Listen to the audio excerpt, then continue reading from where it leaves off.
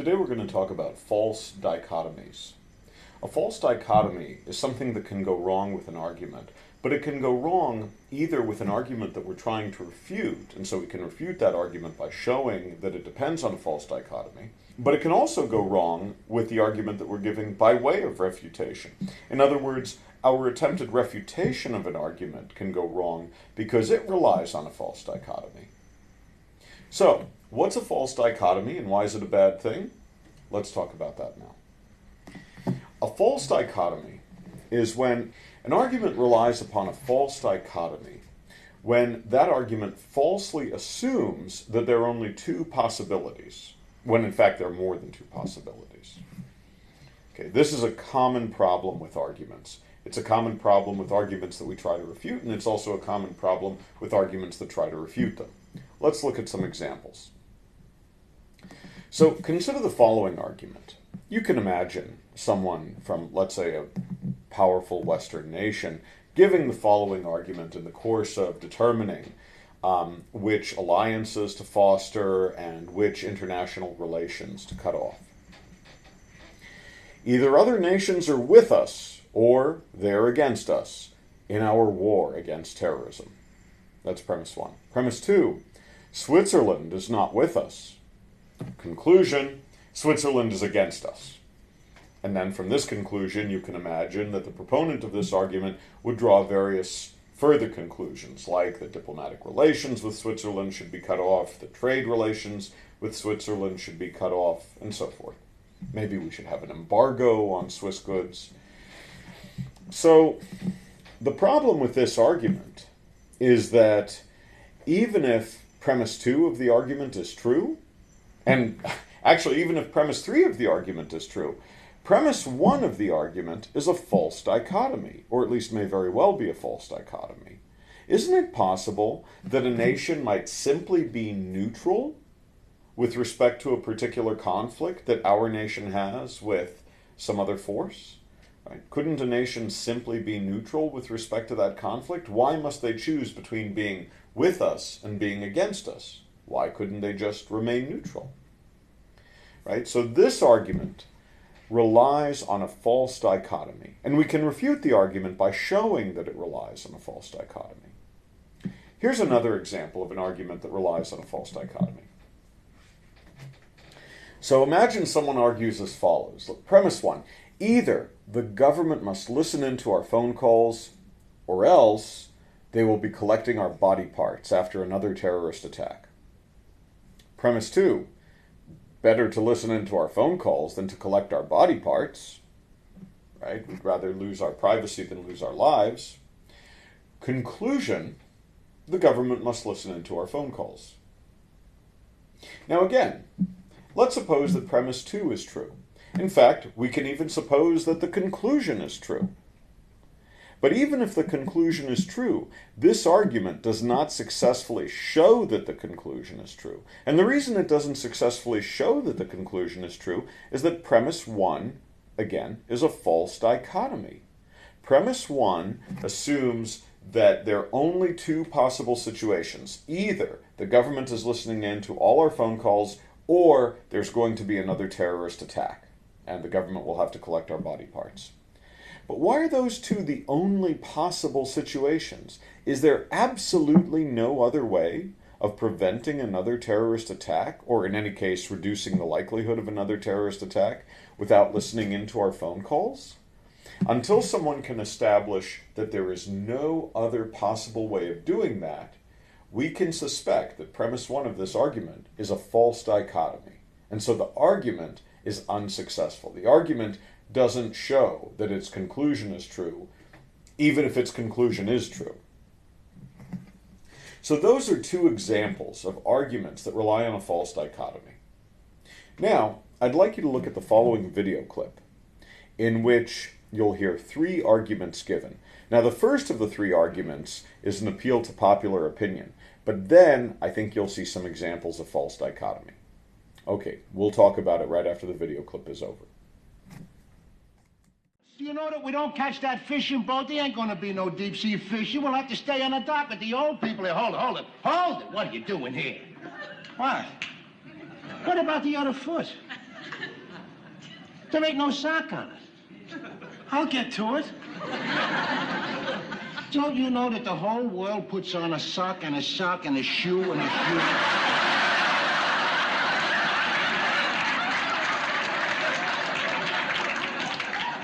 I like to take care of 1 foot at a time. That's the dumbest thing I ever heard in my life. It's just as quick my way. Wait a minute, that ain't the point. You see what I don't keep doing it. Listen to me. Suppose there's a fire in the house and you got to run for your life. Your way, all you got on is 1 shoe and a sock. My way, you got on a sock and a sock. You see, you're even.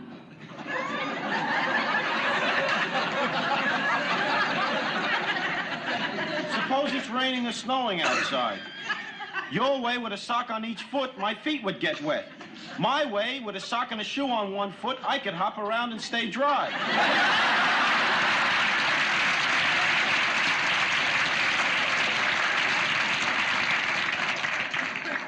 I think you've been hopping around on your head. Wait a minute, listen to me.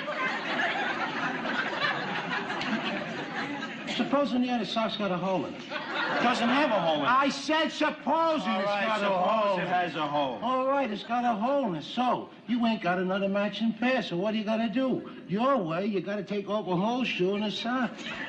My way, all you gotta do is take off 1 sock.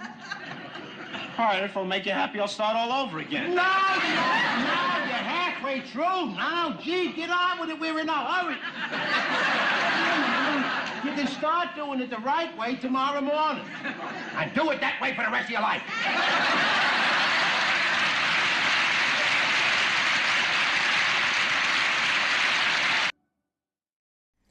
Older Americans are going to recognize that video clip as from a TV show called All in the Family, which aired in the 1970s in the United States. The older character with white hair is named Archie, and the younger character with brown hair and a mustache is named Michael. Now, in that clip, Archie gives Michael 3 arguments for the conclusion that Michael ought to put on a sock and a shoe and a shoe. In contrast to the way Michael's actually doing it, which is to put on a sock and a shoe and a sock and a shoe. Now, the first of those 3 arguments is just an appeal to popular opinion, and goes like this. Premise: the whole world puts on a sock and a sock and a shoe and a shoe. Conclusion: Archie doesn't spell out this conclusion, but clearly it's the conclusion that he wants Michael to draw. You, Michael, ought to put on a sock and a sock and a shoe and a shoe, since after all, that's how the whole world does it. Now, that's an appeal to popular opinion, and clearly it's fallacious. Just because the whole world does it doesn't provide a reason for you to do it. Of course, if there's a good reason why the whole world does it that way, then whatever that good reason is, that might also be a good reason for you to do it that way. But the fact that the whole world does it that way by itself, that's not a good reason for you to do it that way. It might be evidence that there is a good reason, but by itself it's not a good reason. And so Michael says, I like to take care of 1 foot at a time. Perfectly good rebuttal to that argument. Okay, now that's an appeal to popular opinion. It's a fallacy of relevance, and those we discussed last week. But the next 2 arguments are interesting examples of false dichotomy arguments. Let's consider each one of them. So in the next argument, Archie says the following. Premise 1. If you have to rush out of the house halfway through putting on your footwear, well, either your feet will each have a sock on them, or 1 foot will have a sock and a shoe on it, and the other foot will have nothing on it. Okay. Premise 2. Better for your feet to be even than to not be even. Let's suppose that's true. And so, conclusion, better to put on both your socks first. Okay. Now, this argument is a fallacy. And it's a fallacy even if premise 2 is true. I don't know if premise 2 is true, but even if premise 2 is true, and even if the conclusion is true, the argument is still a fallacy. And it's a fallacy because premise 1 and premise 2 together don't support the conclusion. See, premise 1 says if you're under certain circumstances, namely you have to rush out of the house halfway through putting on your footwear, then either your feet will each have a sock, or one foot will have a sock and a shoe and the other will have nothing. Okay, that's right, and maybe it is true that it's better for your feet to be even than not. That doesn't mean that it's better, all things considered, to put on both your socks first. Because what if you don't have to rush out of the house halfway through putting on your footwear? I mean, Archie considers the case in which you do have to rush out of the house halfway through putting on your footwear, but first of all, that situation is one that's extremely unlikely to be the case, and secondly, he pays no attention to what would happen, what the consequences would be of the different courses of action when that situation isn't the case. In other words, when you don't have to rush out of the house halfway through putting on your footwear. So this is a false dichotomy, not because premise 1 is false, but because in the transition from the two premises to the conclusion, what Archie loses track of is that premise 1 is true only given the condition that you have to rush out of the house halfway through putting on your footwear. Right? So if you're in that situation, if you have to rush out of the house halfway through putting on your footwear, then the following two are the only possibilities. You have a sock and a sock, or you just have a sock and a shoe. Those are the only two possibilities if you have to rush out of the house halfway through putting on your footwear. But if we don't restrict ourselves to considering the situation in which you have to rush out of the house halfway through putting on your footwear, then we see that there are lots more possibilities. You could have to rush out of the house a quarter of the way through putting on your footwear, or 3/4 of the way through putting on your footwear, or immediately after putting on your footwear, or maybe you don't have to rush out of the house at all. So there are all sorts of other possibilities in which the dichotomy that Archie lists in premise 1, the dichotomy, either you have a sock and a sock or you have a sock and a shoe, in which that dichotomy just doesn't hold, in which there's a third possibility on top of the two possibilities that Archie mentions.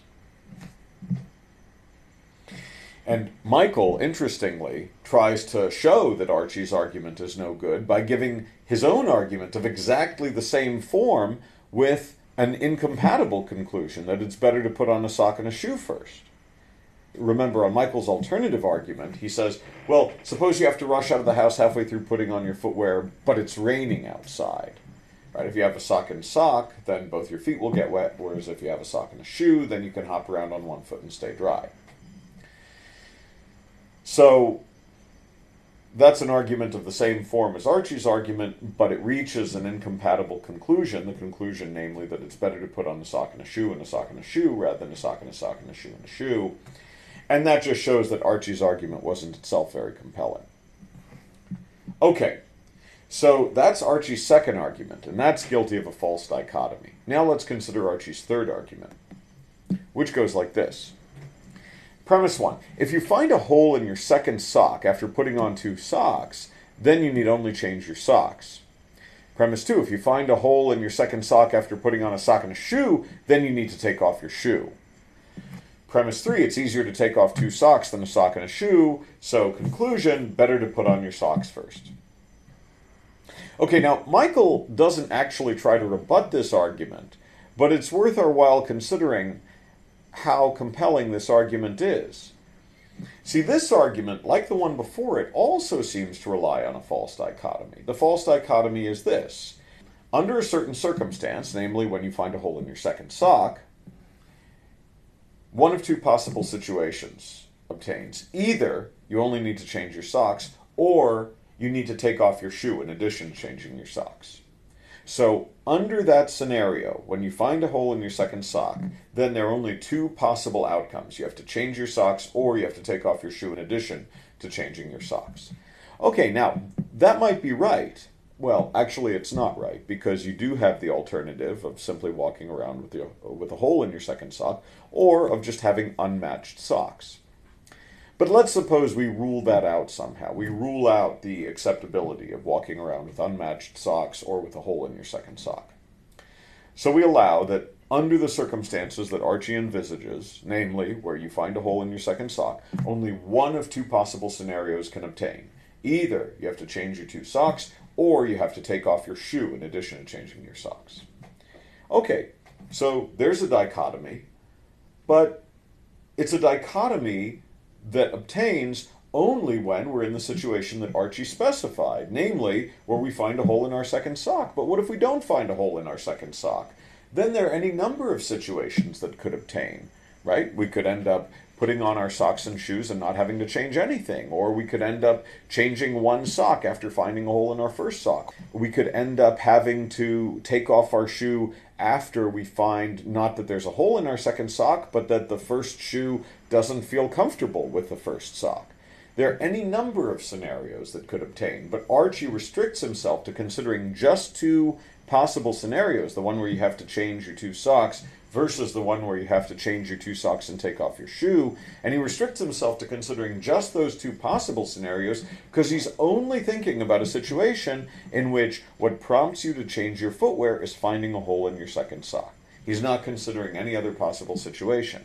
And so, once again, in this instance, he's guilty of a false dichotomy. He's arguing that it's better to put on your socks first, but he's arguing that by showing that given a certain pair of options, that's the pair of options that you're facing when you find a hole in your second sock, given just that pair of options, it's better to put on your socks first. But why are those two the only possible options?